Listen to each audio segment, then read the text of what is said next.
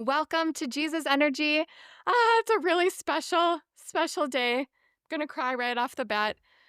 Carl McColman, the author of the new big book of Christian Mysticism, I really think that his writing set my life in a new, beautiful path. Like, I felt so seen and felt like I was stepping into a room that was welcoming me as I am authentically when I had been seeking and looking for that room for a while. But first, Jesus energy.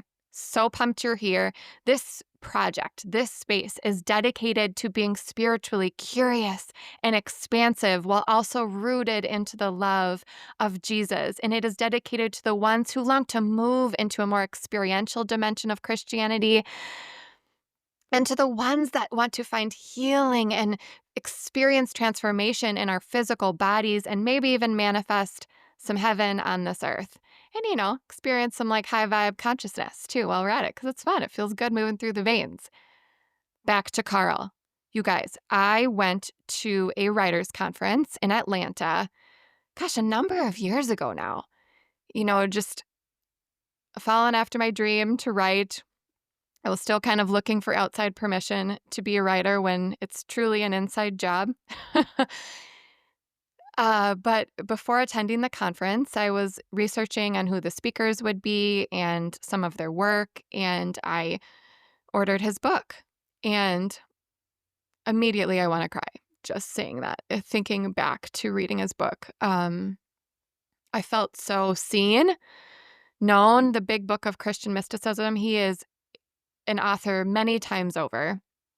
And I'm so excited in this episode today. We get to hear from Carl about his life, his experiences, how he moves through faith, and so much beauty. And also about his new book that is about to come out, Read the Bible Like a Mystic, Contemplative Wisdom and the Word.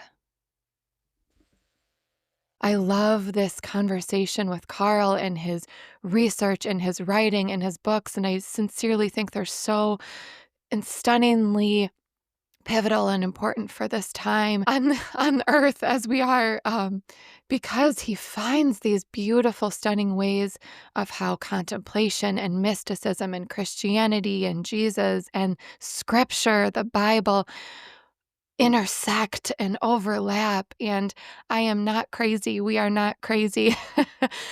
There is a way to see scripture from this like higher consciousness perspective.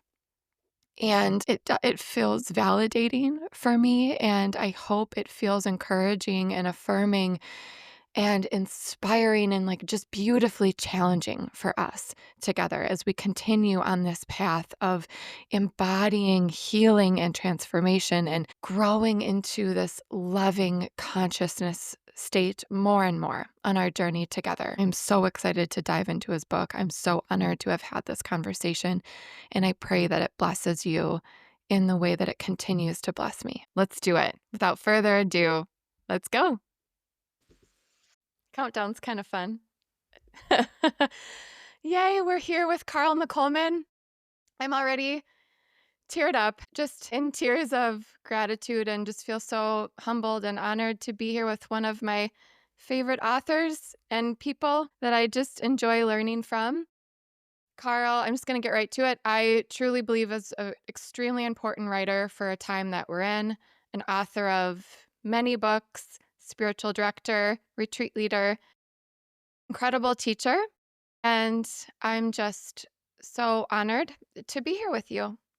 Oh, and I should say, author of many books, including the new big book of Christian Mysticism, which I have right here. And I am a super slow reader. It takes me a while to digest books. And I have read both the original and this one, because I just love them so much. And author of a book on its way, Read the Bible Like a Mystic, which I am over the moon excited about. Thank you, Carl, for being here. It's good to see your happy face. It's a delight to be here, Kate. Thank you so much. And you didn't tell people, but you and I actually met at a conference last year at the Writing for Your Life conference. So it's great to see you again. Yeah, This is a delight. it is. Yes, and I just enjoyed like, what's Carl teaching? I wanna go to that. But I would love to begin by simply hearing from your voice, just kinda who you are, what you're up to, Okay, or what you well, enjoy. Yeah. so, yeah, I mean, you gave kind of the, what do I do stuff. I do have, to use churchy language, I'm in full-time lay ministry, but I'm a writer, I'm a blogger. I have been a podcaster, although our podcast has been on hiatus for a little while now, although it may come back, and I do have a ministry of spiritual direction, leading retreats, that kind of thing. And so I'm really just somebody who's very blessed and very fortunate that I fell in love with the contemplative tradition. And I've been given the tremendous grace to be able to give myself full time to that as a teacher and a companion. And so it's just, there's a lot of joy there.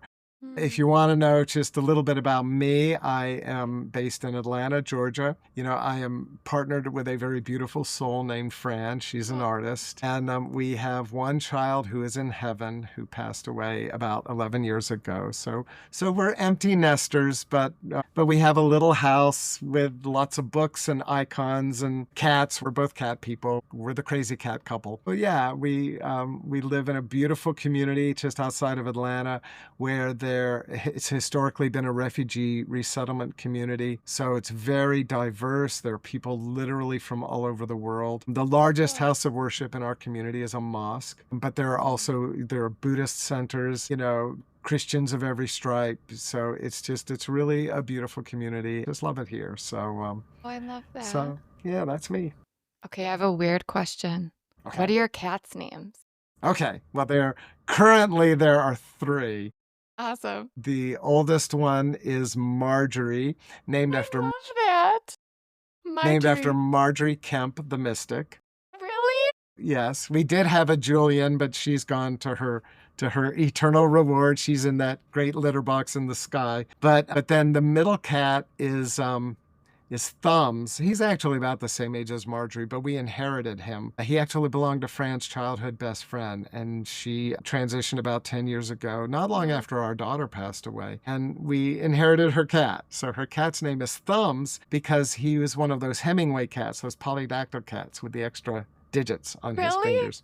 Yeah. Yes, and he is quite an elegant sartorial fellow. He's a beautiful gray, kind of a gray tortoise cat. So he's gray and white instead of black and white, and it's just a beautiful big love bum. He's just a great Yeah. guy. And then the youngest one, who's our little kind of anxiety cat, scaredy cat, but he's named Pete after the children's books, Pete the cat, and Cute.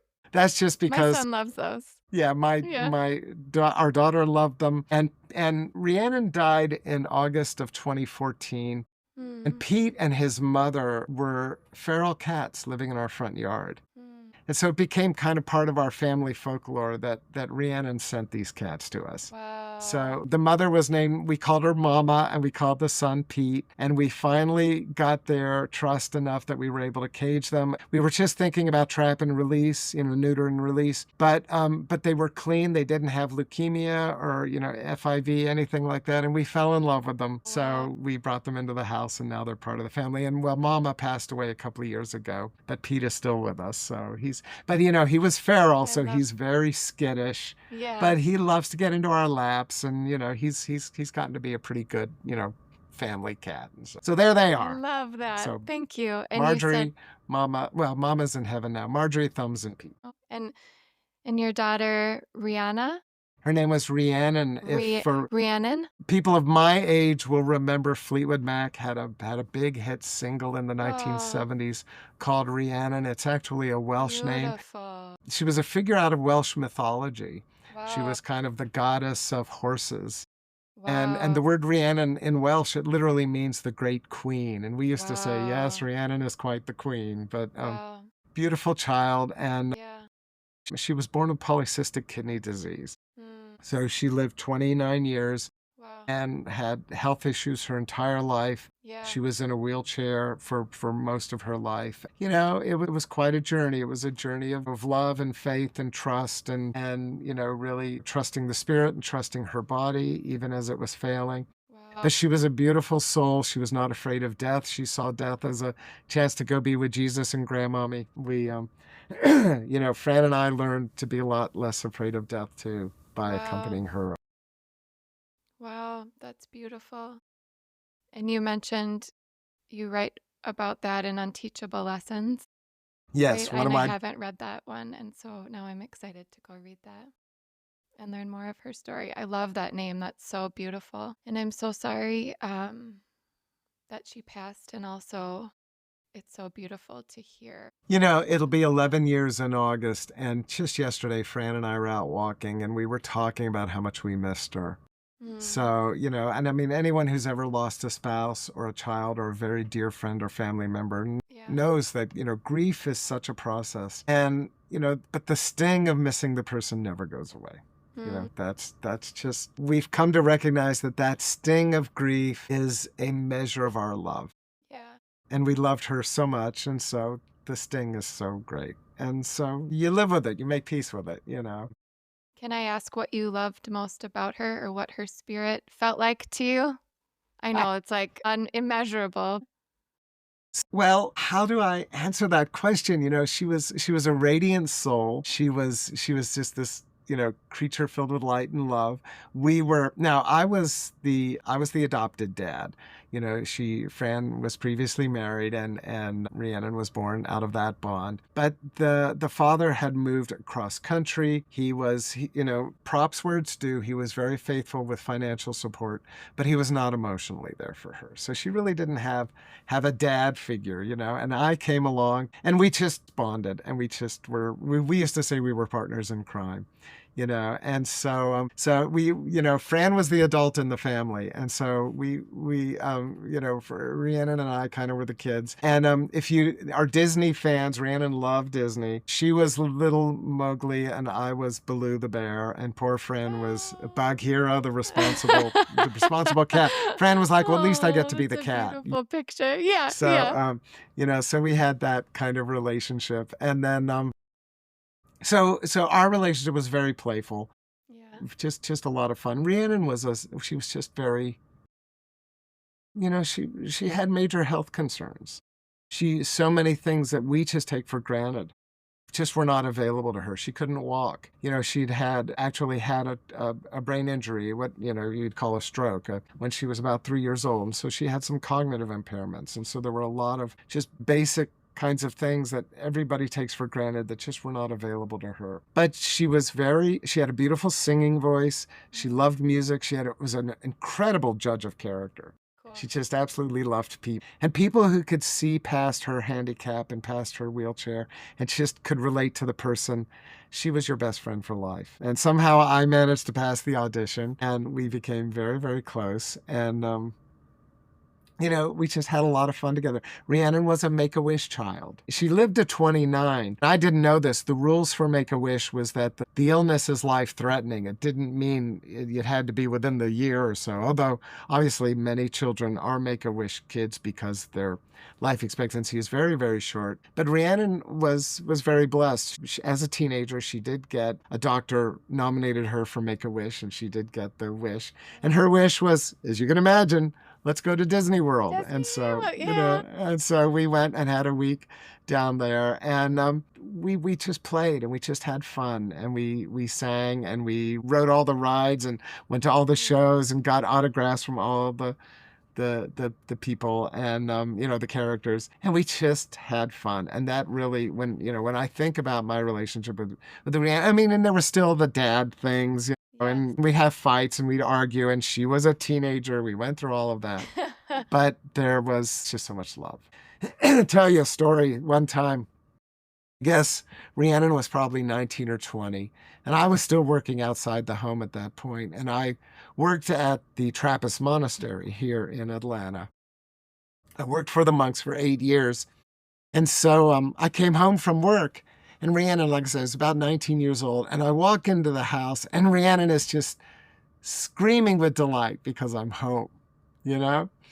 And Fran is, I think she was cooking or doing something, and she just looks up from whatever she was doing and she said, "Now, so how many dads do you know that have a 19-year-old girl that is thrilled to see them at the end of the day?" And I realized, that was just one of many moments where I realized how incredibly blessed I was to Wow. have this radiant soul Wow. in my life. But I tell this in the book, Unteachable Lessons. Rhiannon really taught me how to, because caregiving for somebody with a severe disability and severe illness is not easy.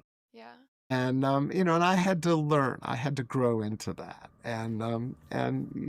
But I think by divine grace and by Rhiannon's and Fran's love, I somehow managed to do that. And then of course, then there was the journey of loss, which began with just the decline of her health. I mean, the last 3 years she was alive, she was very, very sick. The last 7 months she was in hospice. So we had to go through that whole journey. Yeah. And then, and by the time Rhiannon had passed away, Fran and I had lost all of our parents. I had lost friends, friends to cancer. I had a friend who was killed when I was young. Mm. We had, I mean, we're of the age where we lost friends to HIV, that whole era. Mm. Nothing is like losing a child. Mm. It is just, of a magnitude greater than any other loss I've ever experienced. But again, it's like I said a few minutes ago, I learned a lot about grief. And one of the things that I learned about, and every grief is different. Yeah. So I say, for me, the pang of the grief was a measure of the love. But I Mm. know there are people Yeah. who they grieve in a totally different way. And so no Yeah. Yeah. judgment. There's no wrong way to grieve. Right. But I learned a lot about the relationship between grief and love and Yeah. death and life and, Yeah. and miracles too, Yeah. So, Wow, I mean, that's so we can spend beautiful. this whole Yes. whole interview talking about Yes. that amazing child. So thank you Yeah. so much for asking. It's Oh, wow. Yeah, and I have like so many more questions that maybe it'll come up too as we just move through Mhm, understanding mysticism and how it's impacted and taught you about God in that way. Because I'm so curious. mhm.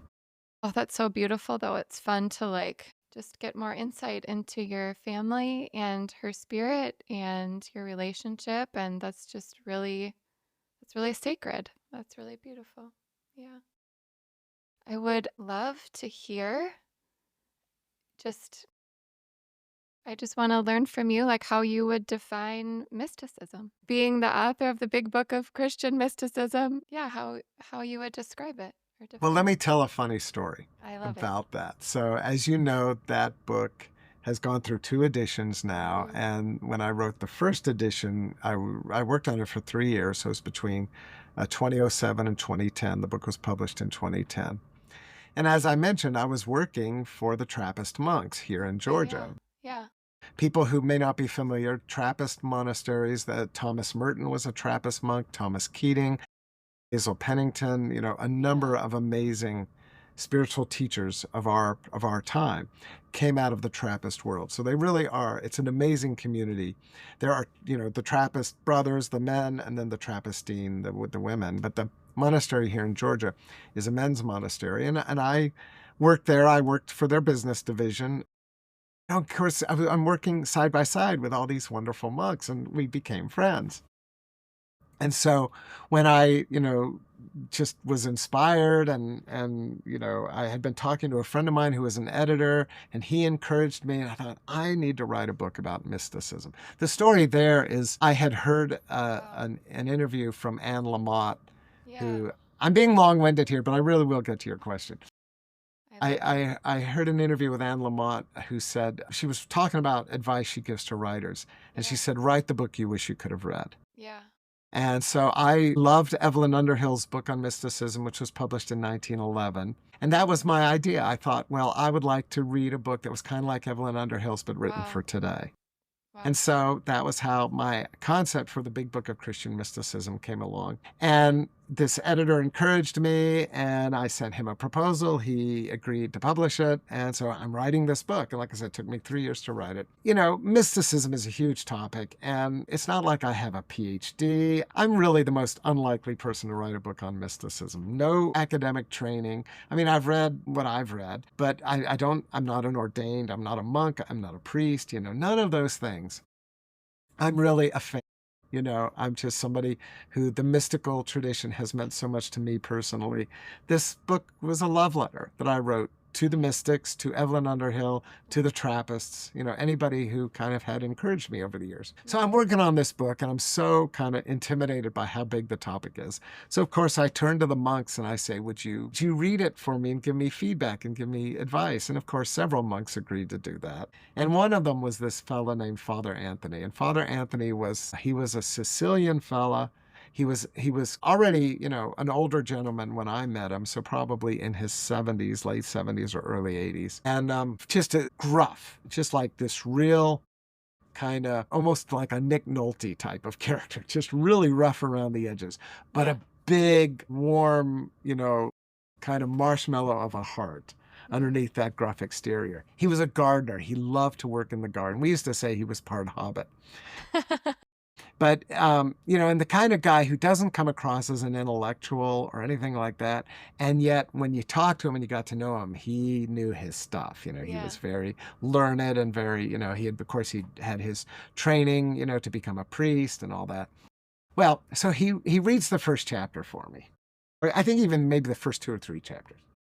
And he comes back to the monastery, or I come back to the monastery because he lives there. I come back to the monastery the next day or the week later, whenever he was done reading it. And he said, well, I read your manuscript. And I said, well, what's your advice? And he said, you took 30 pages or whatever the number was before you admitted that you had no idea what mysticism is. And I said, well, it's a mystery. And he said, well, why didn't you just say that up front and save me all that reading? So that's when I realized, like I said, this was an early draft of the book. And I realized, okay, I need to actually take a stand on it. I need to have to mysticism. And so I tried to do a better job. But still, it's not easy to put into words. I always like to go back to the history of the word itself. Okay, mysticism. It's actually a modern word. It only was kind of invented in France in the 1600s. Funny. But it's related to the words mystic and mystical, and they go back all the way back to the Greek. And the history, the word mystic, mystikos, mystike, I mean, these different versions in Greek, they all come from a root word, which is mueo, M-U-E-O. And it's the same root word that the word mystery comes from, but also the word mute, like the mute button on your TV remote. Yeah. So I like to say mysticism is that place in the spiritual life where the mystery of the divine and the silence that, as Thomas Keating says, is God's first language, meet in our heart. So mystery and silence, which bring us to God, bring us to the divine. And again, even the language all fails. And that's why silence is so important. But it meets us in our heart. And so, there's a biblical teaching that the Holy Spirit, the Spirit of God, is poured into our hearts. And I believe that. I think that is just a fundamental spiritual principle. And so when we talk, people will say, well, mysticism is about the experience of God. And I think that's a beautiful definition. But God sometimes plays hide and seek with us. So people will say, well, I've never had an experience of God. Does that mean I'm a failure as a mystic? It's like, absolutely not. That means that God plays hide and seek with you. And that maybe you aren't consciously experiencing God, but I bet if you really looked at your life, you might see evidence of the Spirit at work in your heart or in your relationships or in your your life purpose or whatever. And so there's so many different ways that the Spirit of God can show up in our lives, but it's always shrouded in silence and mystery. And so people, if you look at the great mystics of history, they use language like the cloud of unknowing or the dark night of the soul to try to define what mysticism is. And so this idea that God always seems to come to us in hidden ways. And so maybe that's the third word we could throw, which is related to mystery, but this kind of hiddenness. Yeah. Isaiah said, God, you are a God who hides himself. Hmm. And so this idea that again, back to my declaration that God plays hide and seek with us. Yes. I think that that's a central piece of the mystical life. So those are Yes, just I a few love that. thoughts to Yes. get us I started. love that idea of hide and seek. And it's so funny because as you were talking, I'm like, I just sense like you just have such a playful spirit about you. Like I can just like feel that in you more as we're here. And so I love that just feels really tangible to me. That's really beautiful. And that makes me curious. Like you write about in your book Thomas Merton's experience on the street corner when he just like saw everyone as light and you write about it and in that part of the book too you also say the words that are like my favorite thing ever, how Jesus said of himself that he is the light of the world and he also told his followers you are the light of the world. Like I think that's the most beautiful. I say it to random people sometimes and they're like, what do you, why are you saying that to me? Like, because it's so beautiful and you're God's light. Anyways, like, did you have an experience that gives like depth to that, a time of your own where you like see people as light or saw, yeah. Okay, okay. You asked, so I'll go there. It's hard to talk about. I have written about it though. In fact, that book, Unteachable Lessons. Really? Okay, this is really pulling on me apparently. I have a chapter. Yeah, I think you would enjoy it because clearly, and it's one of my more heart-centered book. And Hmm. Kate, if there's anything I would say about you, you're all heart. So I think a heart-centered book That's would nice. definitely, you would enjoy it. But there is okay, okay. Back back in the 70s when, Yeah. when God was just a little child and I was a teenager. I grew up in a very suburban white middle class family. My dad was an Air Force pilot, my mom was a stay-at-home mom, we were Leave It to Beaver, my three sons, all that kind of stuff. Yeah. And the family was Lutheran. Okay.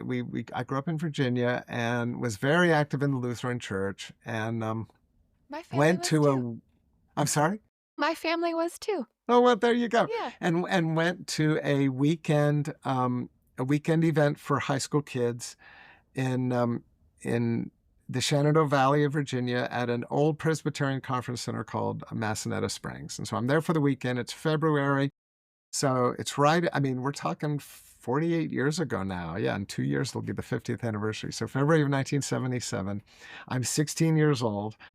The I'm kind of there. Okay, I'll tell on myself. I Yeah. wasn't a particularly pious kid. Church was something you did. I was looking for girls. I mean, I wanted to I love flirt. it. I wanted to flirt. And so, I mean, I was just there to have fun. I was a This sophomore is in the high best. school, and so, but this weekend event was really a wonderful event. And it's just my heart opened up, and I can't even remember the theme. Oh, I do remember the theme was one is a lonely number. And so it was all about building community and building relationships. Yeah. And so that just, and again, I'm very much an introvert, a little socially awkward.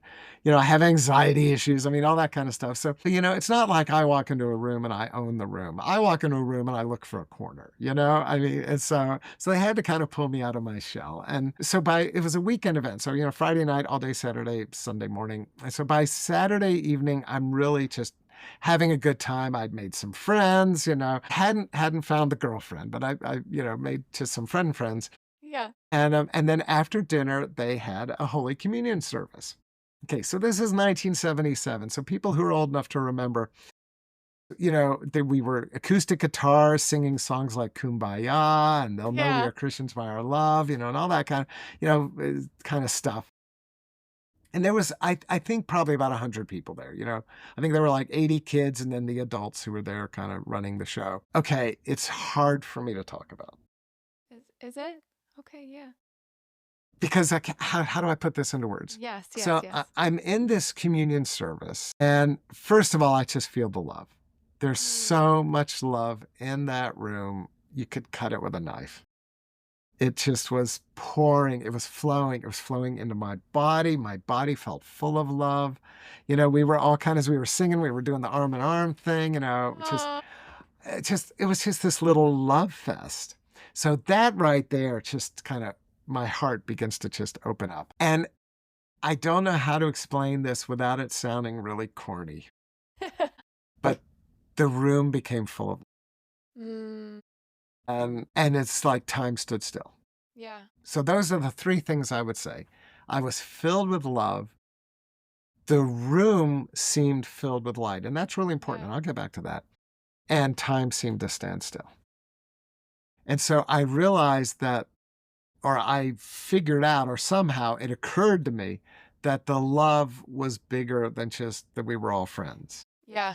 So call it, it's like I experienced God. I guess that's the only way to say it. I experienced God. And it's like time stood still. I mean, when I think about it now, it's like, and it's interesting because I've had a meditation teacher tell me, when you do your centering prayer, bring that moment back to so I Wow. think Yes. about it a lot. I think about it as part of Yeah. my prayer practice. And it's like, Whoa. there was my life. I was chugging along, 16 years old, sophomore in high school, February of 1977, trap door opens and I fall into eternity. Wow. Wow. And A trapdoor opens and I fall into eternity. I feel like, trying to be objective about it.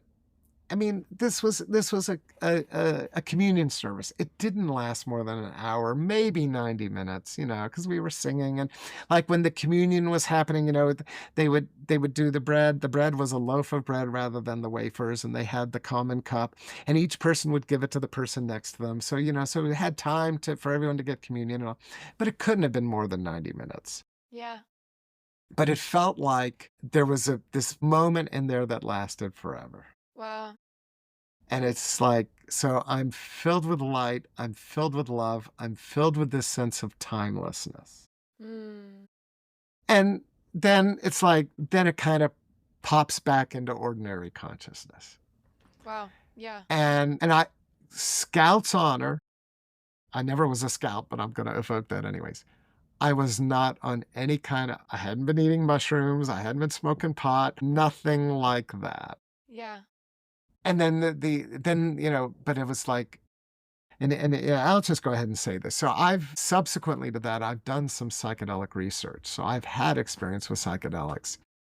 Psychedelics come close to what I experienced that night. Wow. They come close. Yeah. When I think about my life journey, the most beautiful experience I ever had was that night. The second most beautiful experience I had was in a legitimate study involving LSD.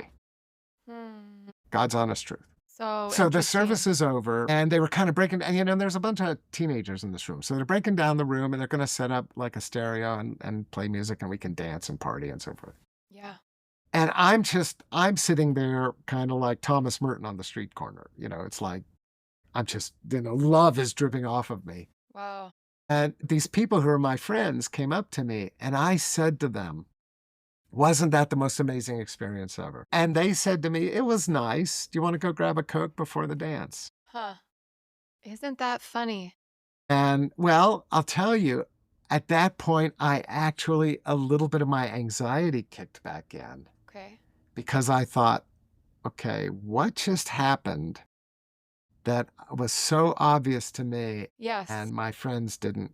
Because, Yes. like I said, the love was kind of a feeling, but the Right. light seemed to be outside of me.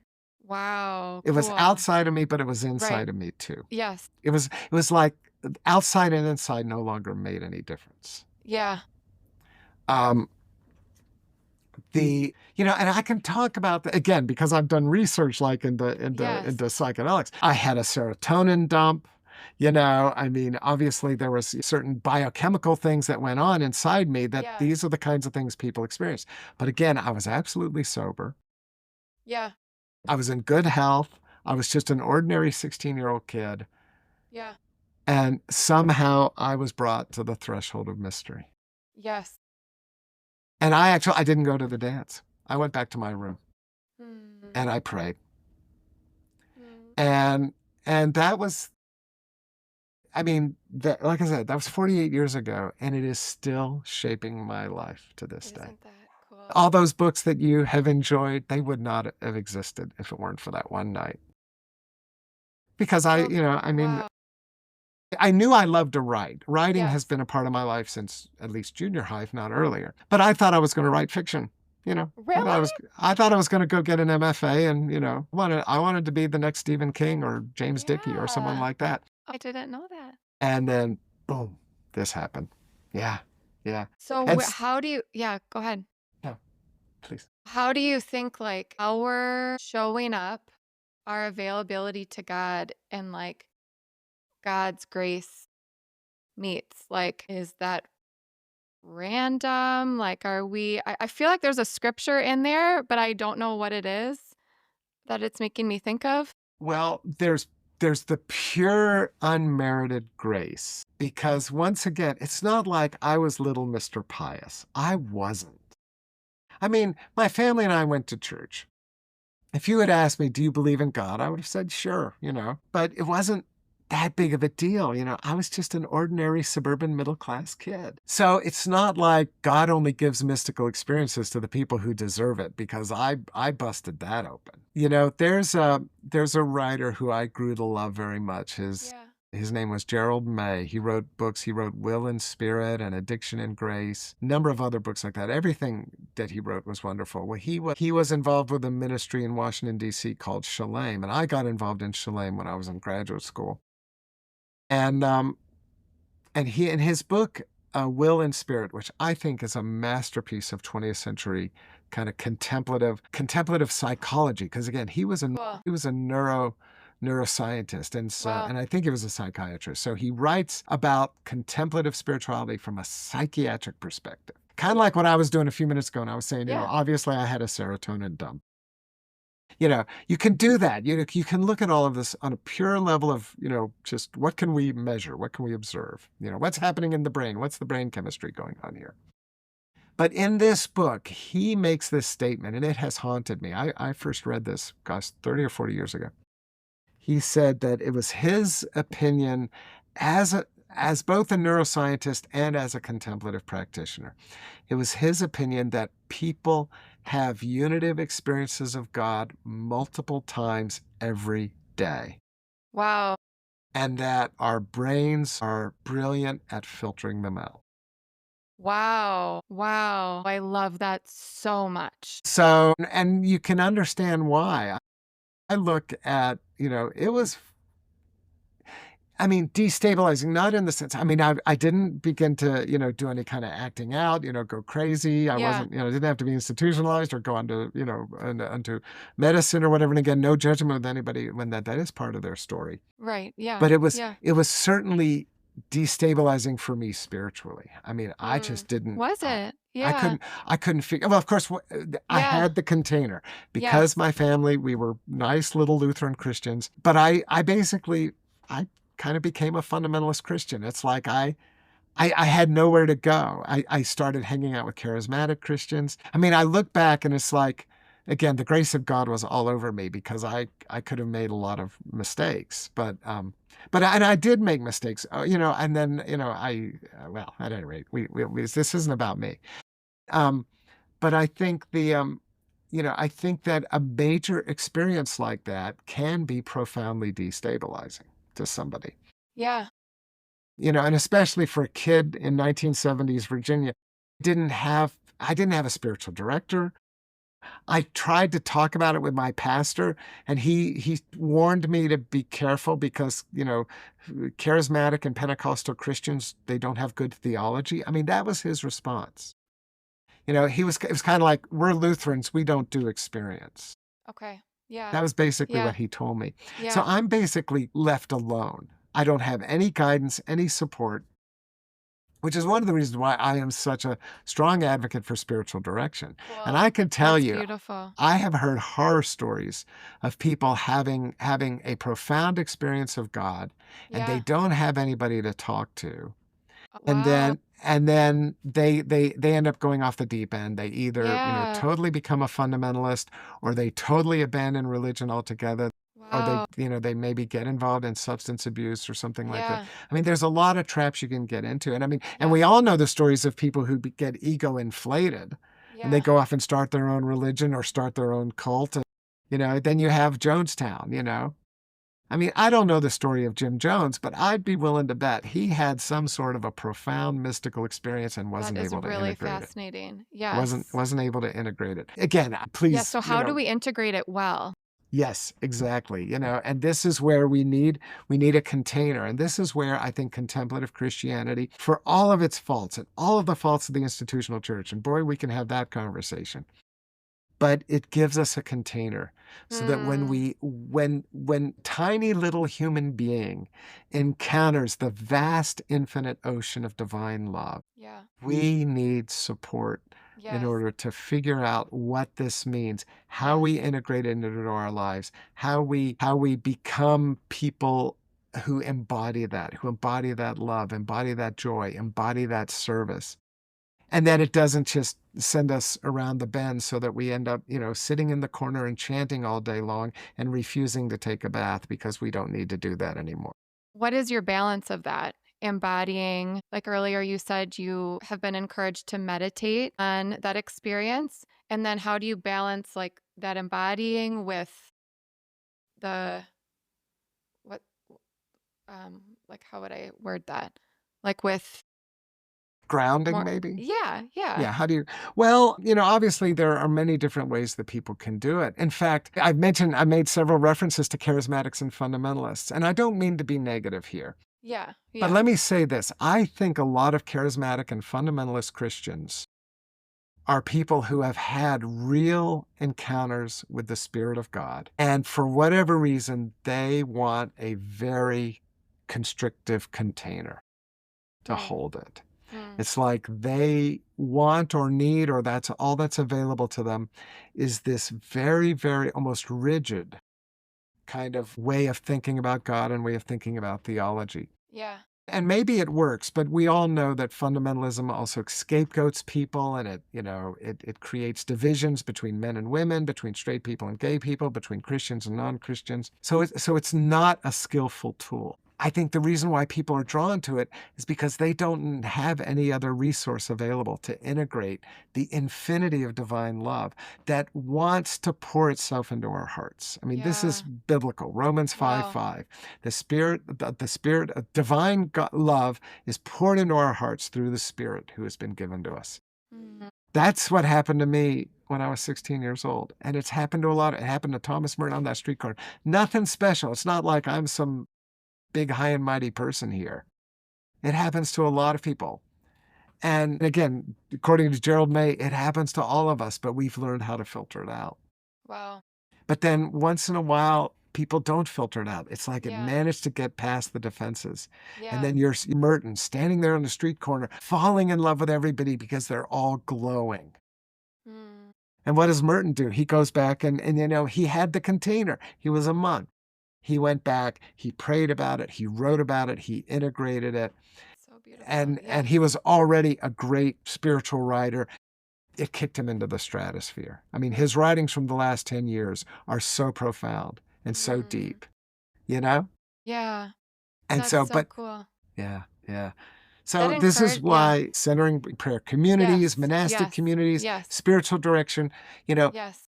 we live in a Lone Ranger culture. And so many people think, oh, spirituality, that's just between me and God. I don't need Yep. religion. I don't need community. I don't need Yeah. church. And I understand churches have cast a shadow and institutional Christianity has caused harm. I don't want to belittle any of that. It's all true. Yeah. But our culture is throwing the baby out with the bathwater. Yeah. And we have really got to, and here's a challenge, especially to younger people, because I know so many younger people, they've seen the shadow side of religion and they say, no, thank you. I want nothing to do with that. Yep. I respect that. Yeah. But here's what I would say. You still need a container Yeah. to completely give yourself over to that infinite ocean of divine love. You need some sort of container. You need a community. You need friends who will call you out on your BS, because we all Yes. have BS. Yep. You need people who will support you and help you. You need mentors. You need guides. Yes. And so our this is what I think is so important for the contemplative community today, and Yes. why, it's so wonderful to see, like, I know you interviewed Keith Christich, to see people like Keith Christich or Kelly Deutsch creating communities, or of course, Yes. contemplative outreach, Shalem, which I mentioned earlier. There is this incredible upswelling of communities that are not, they don't belong to the institutional church. Most of them are independent to a greater or lesser degree. And so, but they're giving us this kind of necessary container so Yes. that people who want to take that deep, deep dive into the heart of God Yes. have resources, again, for their integration and for their grounding, Yes. and just to support them as they then, how do I live this? Yes. That is very encouraging to me on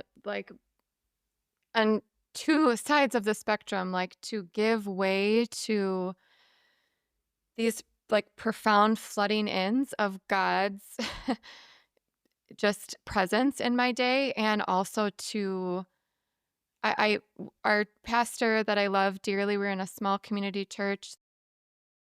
For a couple, they left post COVID, and we haven't found a church since then. And I'm still trying to figure that out. But I felt challenged by your book in this too, like to find a container, even if it's like outside of the box. Yes, and I think we have to, thanks to, I mean, look at, you and I, how many miles apart are we? And we're having this conversation. Thanks to the miracle of technology, Yeah. we have got resources that people 50 years ago didn't have, let Yeah. alone 500 years ago. And so we can find new forms of community, new ways of coming Yes. together. Yeah. And Yeah. so, the institutional church, I think it's in crisis right now. It's, in fact, in many ways, it's in free fall. But I'm not here to promote the institutional church. I'm here to promote the contemplative wisdom tradition. Hmm. And that's going to survive with or without the institutional church. And this is Yeah. what I would say to people who have conscientiously said, I can't be part of the church anymore. Yeah. Fine. Don't give up on community. Yes. Don't Yes. give Yes. up on Yes. relationship. You know, get online, find other people who are Yes. doing the same work you're doing, who are Yes. reading the same books you're reading, who are doing the same practice you're doing. Yeah. And to find a mentor or a spiritual director or a spiritual coach, you know, Yeah. There. avail yourself of the resources that are out there. We don't have to reinvent the wheel every Yes. generation. And I think that, I hope anyone listening to this will just Yes. take that Let's into do it prayer and together.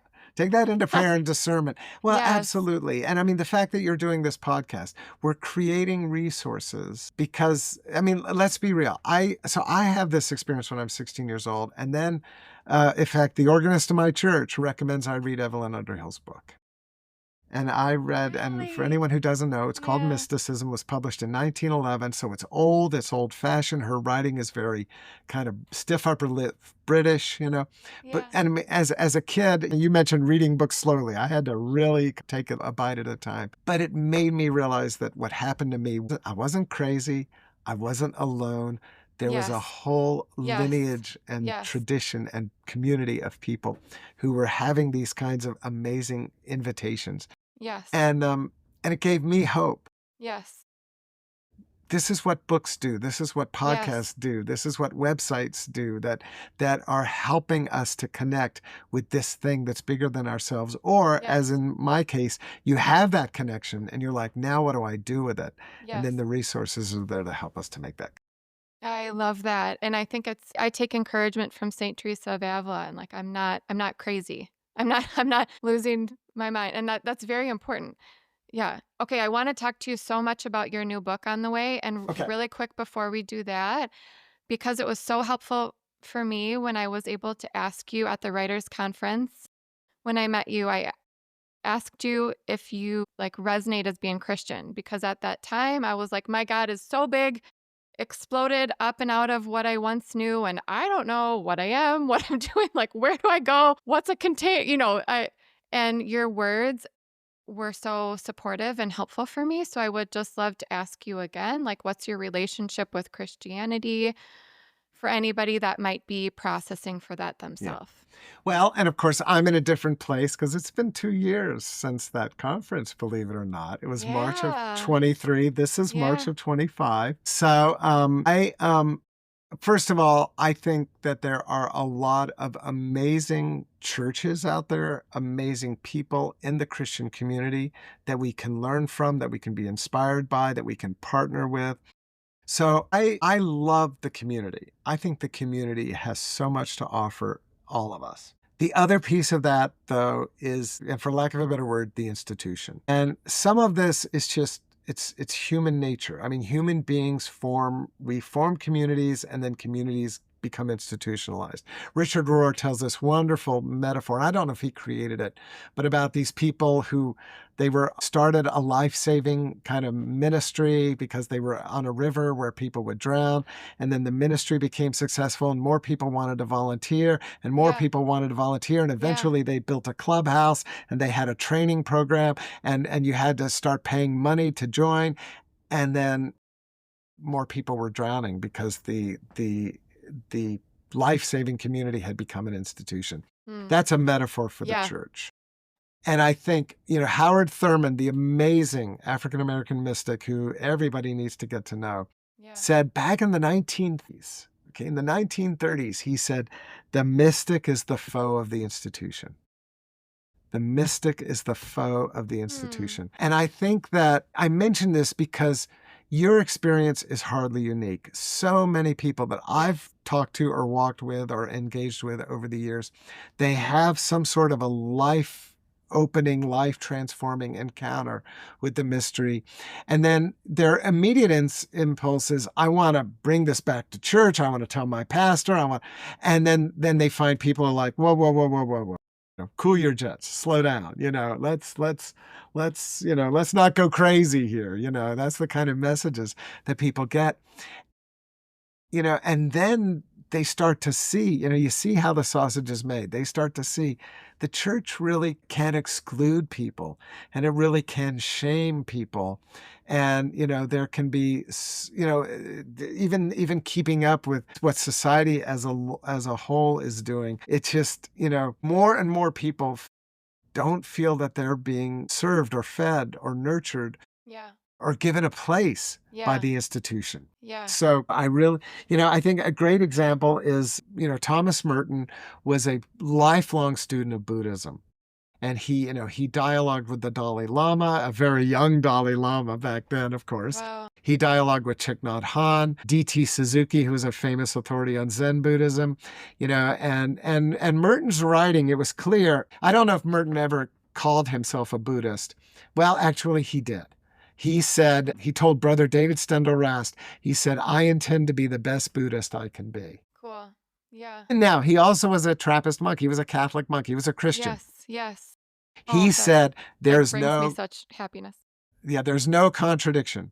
This is what Merton said. There's no contradiction Oh, between Buddhism and Christianity, which I agree with Merton. He's talking on a spiritual, mystical level. yes. But if you want to stick to the level of doctrine and Yeah. dogma, of Yeah. course, there are all sorts of contradictions. Yeah. And see, and the institution tends to operate at that lower level. Yeah. And so all you have to do is Google, what Christians think of Buddhism, and you'll find plenty of Christian websites that will tell you Buddhism is dangerous, Buddhism will lead you astray, Christians have no business reading the Dalai Lama, blah, blah, blah, blah, blah, blah, blah.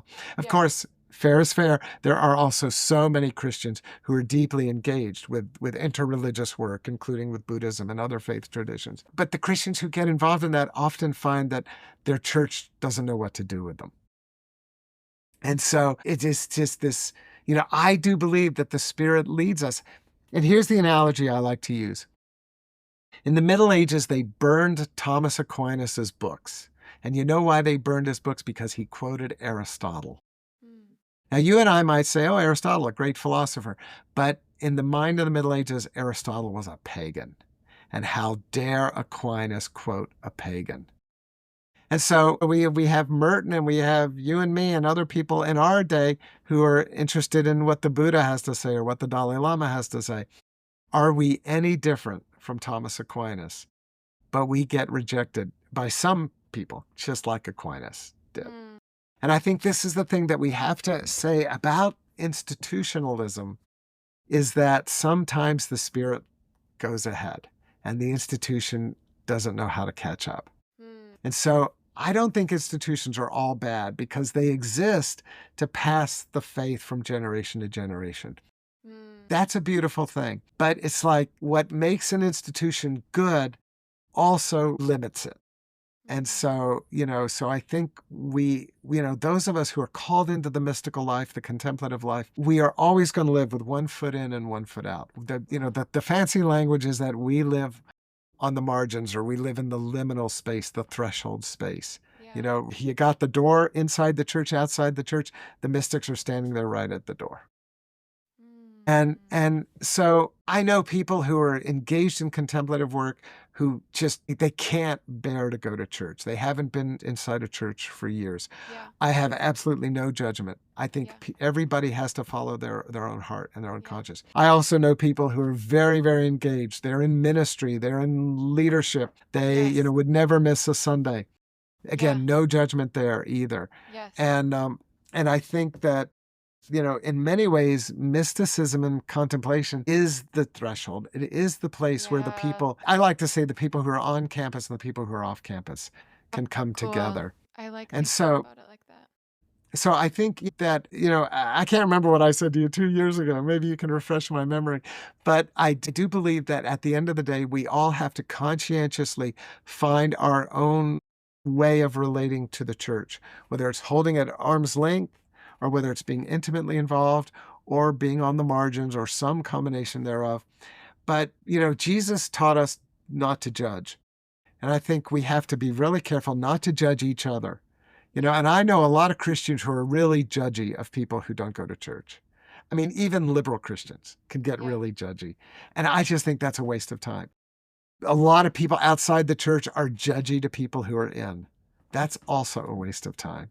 But then the trickiest one of all is not to judge ourselves. Yeah. And to listen to our own heart. Where is God calling me? Where's the Spirit calling me? And again, I was saying, we need community, we need community, we need community. And I stand by that. But I also believe community takes many, many forms. And so we have to listen to our heart to see, am I called to create something new? Am I called to be part of an ad hoc community, an online community? Am I called to join a church? Am I called to maybe visit a church here and there, but maybe I don't give all my energy there because I also want to study Buddhism or I want to study psychology or I'm involved in political work? I mean, everybody's path is different. And it's like, don't judge your own path. Listen to your heart and see where your heart is guiding you. And then, Yeah. due diligence. If your heart is telling you to leave your marriage and to go move across the world and start an orphanage, maybe that needs some discernment. Yeah. And if your heart is telling you to leave your marriage and to go chase that cute little something that's half your age, you need a lot of discernment. But trusting that the heart doesn't always deceive. I mean, the Bible says the heart can deceive us, and I think that's good to know. So yeah, trust your heart and be in conversation. Again, we need community. Find a discernment partner. Find a spiritual director. It's like, gee, this is where my heart is calling me. I mean, I don't know, this has happened since you and I met in person. I think it was that I actually did take refuge. So I am now officially a Buddhist in addition to being a Christian. And I'm what is known as a dual practitioner. I did not repudiate Christianity when I became a Buddhist. I did not just decide, I think I'm going to become a Buddhist now. I was in conversation with my spiritual director. I was in conversation with my Buddhist teacher, with friends. There was a long journey of reflection and of prayer. And it's like, God, is this what you want for me? Or at the very least, is this something you're willing for me to do? It's like, I don't want to do something that's going to mess up my overall faith journey. But my heart is pulling me in this direction. And again, out of those conversations and out of that period of discernment, eventually I realized, yes, this is what I needed to do. So, so I think that's we have to learn to trust our own heart. Yeah. Don't judge your heart, trust it, but then also do your due diligence and be in conversation with others. Thank you for sharing that, Carl. And it's funny, in a conversation that I had with someone within this last year, we were talking about the Bible, and they said to me that admittedly I don't know a lot of specifics about Buddhism, but they said to me that I sounded Buddhist, and then later on in the conversation that they said that they didn't think that my understanding of, or the way that I talked about Jesus would withstand a rereading of the Gospels. And it hurt my feelings, and it makes me want to cry as I say it, because I love the Bible. I love Jesus. I love reading the Bible in the morning. As I was sitting there, I literally was like, I wish I had Carl's new book. After I felt like I had been punched in the stomach. And we've since had like a healthy conversation, and we went back, and I said that, right. Tell me more about what you were saying, and that's a whole nother story, but I would love to hear from you. Like, how does reading the Bible like a mystic, how is it different from how it's commonly used? How does it bring it to life? And just like, what pulled you to write this book? Okay. Yeah. And That's a lot. I'm passionate about the book, so thank you for asking. And it is a broad question. So let me begin by telling the story of the book. And then maybe before, I think we have a few more minutes before we wrap up, I can address your specific question. And I'm so sorry you had that experience, but I'm afraid it's not an uncommon experience, Yes. Yeah. and it's what in the book I call the weaponization of the Bible. I think a lot of Christians and a lot of people outside the church have experienced the Bible being weaponized against them. And I'm a little nervous because I'm afraid a lot of people might not want to read the book because they'll just say, well, why should I care about the Bible? The Bible's been used to hurt me. And I hope that maybe they'll read this book to give the Bible another chance. So Yeah. I mentioned, I've been a student of mysticism ever since I read Evelyn Underhill. I had that experience when I was a kid. I got involved in spiritual direction. I've been receiving spiritual direction for over 40 years now. Got my training to be a spiritual director 30 years ago. I've been leading retreats. I mean, obviously this has been my life for a long time. And one of the things I discovered again and again in reading the mystics was that they loved the Bible.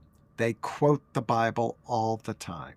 And you got to remember, a lot of these people, the Bible would have been written in Latin in the Western Church and Greek in the Eastern Church, and they wrote their mystical writings in the vernacular language. They may not have even been able to read Latin or Greek, but they loved the Bible. They loved it however they could get access to it, whether it's through the Mass or through just whatever else they heard or read. The Bible back then there was no printing press. So the church might have one Bible. The monastery might have one Bible. And yet these mystics are quoting it all the time. Yeah. Clearly, it mattered a lot to them. It was so, so precious to them. And the more that I would read the mystics and read their interpretation of the Bible, the more I think I just by osmosis, I began to read the Bible through the eyes of the mystics and their Cool. contemplative wisdom. Yes. So my book comes out, the first edition of my big book of mysticism comes out, and I was on a podcast, kind of like this, back in the days when we used Skype, and I was on Skype with this pastor who ran a podcast out of a church in the Midwest, and he was a lovely guy. And at the end of the interview, he says, "So Carl, what is the one book you would recommend people to read if they want to know mysticism?" Now, in retrospect, he was setting me up to promote my book. But I'm a bear of little brain, and I didn't see it that way. I just took the question absolutely at face value. Yeah. My book, the Bible. My book, the Bible. And I said, well, of course, if you're only going to read one book, it would have to be the Bible. Yeah. And it's like he didn't know what to make of that. He was like, that blows my mind, And so I kind of had to make the case for that the Bible is a mystical book. And so that got the wheels turning in my head. And the more I thought about it, and then, as you know, I have my blog. People would come to my blog almost like the encounter you had, and they would say, what you're doing is unchristian. And I would write back and I'd say, how is Christian mysticism unchristian? And they would always say, it's not biblical. It's Yeah. not scriptural. It's not in the Bible. And okay, I will grant that the words contemplative and mysticism are not in the Bible. I will grant that. But what those words define is throughout the Bible. Yes. And so I just got to the point where I realized, one of the missing links here is that Yes. mystics don't appreciate the Bible and Christians don't appreciate the Wow. mysticism in the Wow. Bible. Yeah. So, and I had some conversations with some people. I had a lovely chat with Brian McLaren about this. He was very encouraging.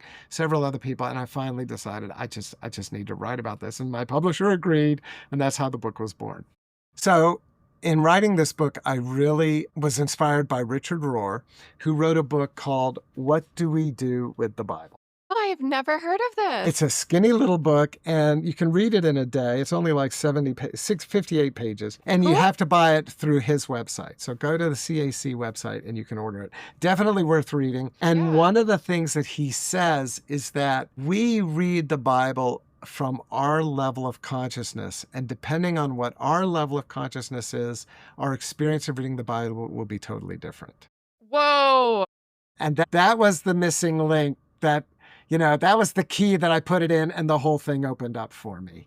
And Yep. so Yep. basically what I do with this book is I argue that Christianity in America today, maybe in the world as a whole, typically offers us only two approaches to the Bible. And for lack of a better term, I call them the fundamentalist approach and the scholarly approach. And so the fundamentalist approach, of course, is reading the Bible in that very literalistic, black and white, God is way up there and, we're down here, just the plain meaning of the words and the words from 2,000 years ago. No appreciation of modern scholarship or of the insights of science, of psychology, et cetera, sociology, et cetera. And then the other, so it is the fundamentalists, what they get right is they have a deep love for God and a deep Yeah. desire to be Yeah. in relationship with God. And they really want that intimacy, that divine intimacy. Yes. But they've trapped it in this very literalistic kind of two-dimensional way of reading the book. Then you have the scholars, the people like Marcus Borg and N.T. Wright, Walter Brueggemann. I mean, a lot of people who I admire. And Yes. I think that to read like a mystic, you have to take the best of both the fundamentalist and the scholarly, but then add the contemplative into that. Yes.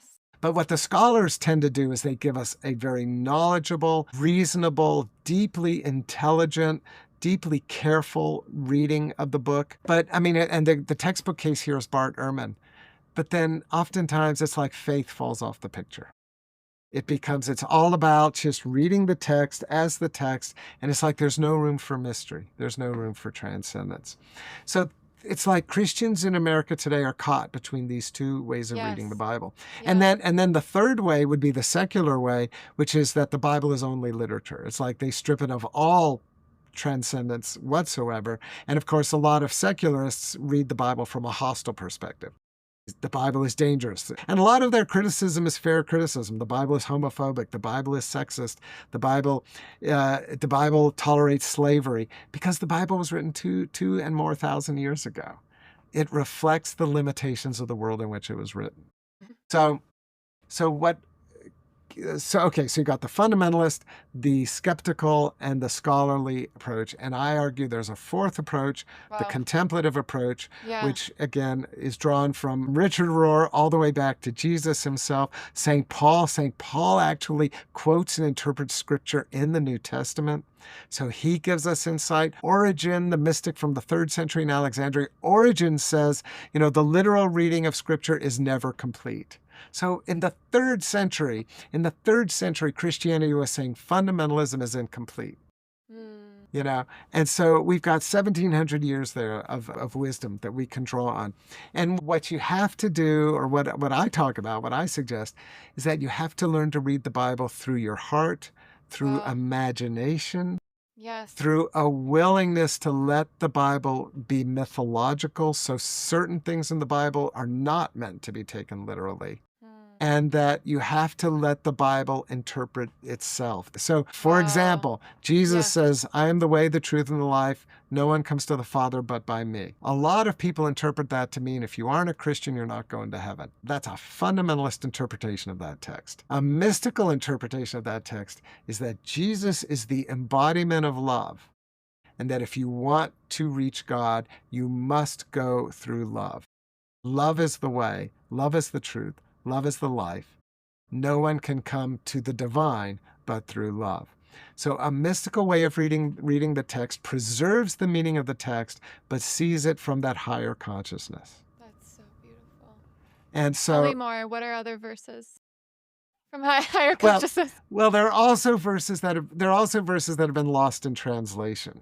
And I'll give you two examples of that. Psalm 65, Yeah. verse 1. The Hebrew, if you translate the Hebrew literally, it says, to you, O God, silence is praise. To you, O God, silence is praise. But what happened, and it goes, and I talked to the monks about this, it goes all the way back to when the Bible was first translated from Hebrew to Greek. Those scholars got it wrong. And that verse tends to be translated something like, to you, O God, a vow is due, or to you, O God, a promise is due. So it's like they translated the silence right out of it. Wow. So the original Hebrew Yeah, yeah. What calls was us, it? to you, O God, silence is praise. And how is it commonly written? How would I commonly know that one? Yeah. All my Bibles are, Yeah, I don't have any by me. I do still have one book Bible. I love it. Yeah. So this is the new Revised Standard Version, which is one of the most popular translations now. And let's see, let me find Psalm 65. Psalm 65, verse 1. Praise is due to you, O God, in Zion. Hmm. Praise is due to you, O God, in Zion. So they mistranslated the word silence as owing or dueness. Wow. Praise is due to Wow. you, O God, in Zion. But the Hebrew, and you find Hebrew scholars. There was a rabbi who pointed this out to me. So the Jewish tradition has been better at preserving that. Yes, that's been so helpful for me. Silence is praise. Silence is praise. A lot of people are like, well, if I do centering prayer, I'm just sitting there doing nothing and I'm listening to my thoughts, and that's boring, and that's not worship. The Bible says it is. The Bible says it is. When you sit in silence in an intentional way, an intentional prayerful way, you are actually committing an act of worship. Carl, when you said that, I felt this I wonder if, whatever heaven is, but when I pass over, well, I have this full understanding of the deepest, purest form of the Bible. Wouldn't that be so cool? Yeah, Maybe your book will help me with that too. Well, I like to think this is just pure imagination, but I like to think that in heaven there will be like the ultimate library. In the Eastern tradition, they have this concept of the Akashic records. Yes, So I yeah, just heard about that yeah. recently, and And so okay. I love the idea. This idea that all the Akashic records is like the ultimate library. It's the library, and it's like you could find any book in the original language, Yeah. and you could understand it, or find good commentary, or what was on the author's mind when he or she or they were writing it. Wow, All that that's kind of cool. stuff. Isn't that a wonderful thought? So I love your Yes. idea. And of course, what I really want to do is go have a talk with Julian of Norwich, and go sit Oh. down with Meister Eckhart, and and really find out from all of these people, and talk to John Calvin and say, man, what is this total depravity stuff? And John Calvin will probably say, I know, that was a blunder. It was a mistake, man. It was like a mistake that cast a long shadow. It's just, yeah. So the other verse I wanted to mention to you is from the New Testament. Yes. Let me find it.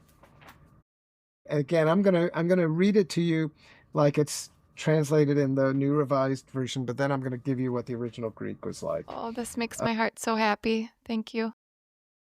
Let's see. No, is it Timothy or Thessalonians? I think it's Thessalonians. See, I'm so spoiled by online Bibles where you can just type it in, and you're right there. Yeah, right there. Now I have to flip through pages. Thessalonians is after Colossians. Right there it is. Look, I found it. I haven't totally lost my edge. Okay, So First Thessalonians chapter 4, I think that's it. Yes. Chapter 4. St. Paul is basically explaining, if you're a Christian, here are the things you need to do. And it's like a list of instructions. Verse 11.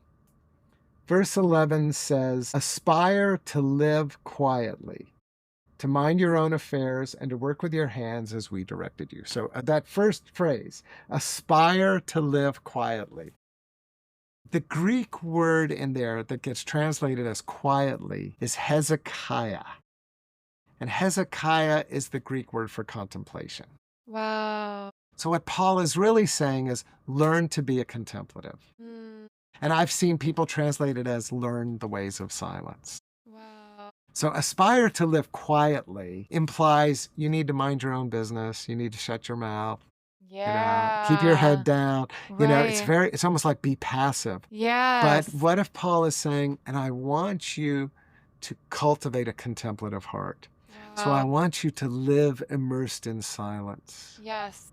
Live in that immersed in silence, and then mind your own affairs. Be concerned with your heart. Don't Mm-hmm. be a busybody worrying about Mm-hmm. everybody else's heart. And then Mm-hmm. do the work you've been given to do. The verse comes alive if Yes. we just go back to the original Greek. Yes. So I think there, and what I talk about in the book, and again, I know we're So short on time, excited. but I look at how the mystics, how the mystics themselves read the Bible. So like learning from Ignatius, learning from St. Benedict, learning from Julian of Norwich, learning from Howard Thurman. I actually give you 12 different mystics and how they read the book. Cool. And then I take the most classic template for the mystical life, which is the three ways of purification, illumination, and union. And Mm. I show you how each one of those is biblically based. Wow. I'm so excited. I So pre-ordered mine already. yay, yay, yay. So yeah, This it'll is be out going in to be June. so So healing. This is going to be so healing. I'm so, so grateful. So, so grateful. You are just like an investigator. Your ability to see from so many perspectives at once is very inspiring and beautiful. well, And yeah, I'm an I love that Enneagram about I'm you. an Enneagram 9, so I get it honestly. Oh, you are. I called it. I know you're not supposed to do that, I but I know. could see that. Yeah, I was like, she's describing a nine. I mean, the investigator, but I remember talking to the person who taught me the Enneagram, and he said, well, the nines kind of have them all blended in, and I'm like, okay, Yes. so I can still be a little bit of the investigator, and I'm certainly a little bit of the perfectionist, but yeah, yeah, yeah. But isn't that what I Oh, think? I'm so excited. Yeah. The spiritual life ultimately is a life about integration. It's a life about Yeah. bringing us together, not dividing us apart. And so these are the things we have. Thank you, Carl. I know we're at the end of our time. I want to be respectful of your time. Do you have a few minutes if I could throw some rapid fire questions at you? Sure, let's give Would it a that be shot. okay? And Yeah.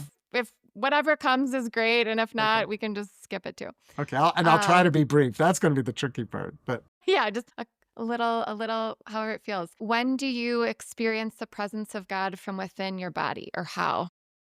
well, I would argue it's always. And Always. so that's the when, and the how is my heart. My heart just feels like it is a chalice of love. How do you experience the presence of Jesus? Is that different, the same? Jesus, I think maybe is a little bit more in the head because to me, Jesus is my teacher. I mean, I do believe he's my savior too, and I do believe he loves me. I have a deep sense of love between me and Jesus, but I relate to Jesus very much as a disciple. So he's more in my head. That's cool. I love that you see him that way. And you're such a good teacher. So that's cool. What does faith mean to you? Faith means radical, radical, generous trust. Mm. Trusting God, and out of the trust for God, trusting myself and trusting all the people I love and care for. Oh, a moment for tears. Yeah. So, how do you hear from God? And if I may ask, what are you hearing right now? Well, I'm hearing just a sense of joy at conversations like this, that I do believe that God loves it when we Mm, pay attention to love and we pay mm, attention to care, and healthy relationships, appropriate boundaries, all the things, but yeah. also justice and all of that. So right now, I'm just feeling a lot of joy. Aw. So what was the other part of the question? Yeah, just like how you hear from God. Like, do you get like a thought or a sensation or like From word drop it? Yeah, I'm always curious, like how people For me, it's primarily intuitive. It's primarily intuitive. intuitive. It's almost like what happened to me when I was a teenager. I was given a frequency, and Wow. when my heart is calibrated to that frequency, I just feel the sense of divine love. Oh my gosh, that language is like just my love language and makes me so happy. That's so cool. Okay, and lastly, I love just like healing experience or just like being invited into healing. Do you have any like for the week ahead, like a little exercise or just like a small mindset shift or just like something that might add some life to the days ahead? We are living in a challenging time for many people, and I believe our country right now is experiencing a lot of division, and I don't want to lay blame. I think there's a lot of reasons for that. So I think my invitation would be to reflect on Jesus's two core teachings about, well, there's several core teachings, but two of his core teachings about love, which is love your neighbor and love your enemy. And so for many people, we tend to divide the world into my people and those people. And Jesus invites us to erase that distinction. Now, you're always going to be loyal to your own family, your own neighborhood, your own tribe. There's nothing wrong with that. But the love needs to be universal. And it is love that invites us that out of our care for our own, we also can find God's abundance to care for all. And so I just invite people to trust that that love that is in your heart for the people you care for is a limitless supply, and you have enough love for everyone. I just couldn't think of a better way to end.